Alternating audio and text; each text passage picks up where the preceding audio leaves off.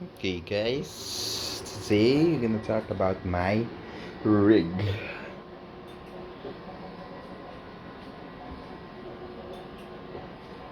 Mhm.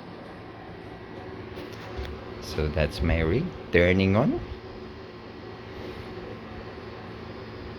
So ito ngayon yung ginagamit natin for flight sim. So this is the Boeing chair. So a replica of a 787 or any commercial airliner of Boeing. Then sheepskin. Well, artificial. Pero kamukha. And then this is my setup. This is my wife's PC. This is mine.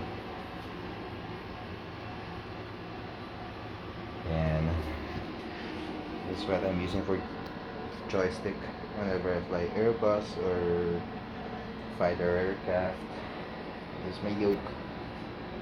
Autopilot panel and FCU from Winwing. So that's an Airbus shuttle. And this one for fighters F6 correction, that's F-18 shuttle. So I use that whenever I fly Boeing, turboprops, fighters. And then my rudder is back there. There you go.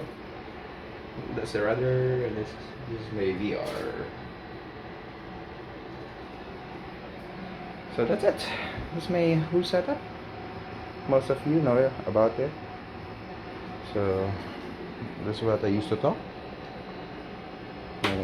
The blue ice cube Ben. Yeah, snowball blue. And MFDs, the cooker MFDs given to me by a friend, and that's what I used to interact with the MFDs whenever I fly fighters. And the wifey gave this to me. Yung kasal namin. Ito yung gift niya sa akin. That's it. See ya.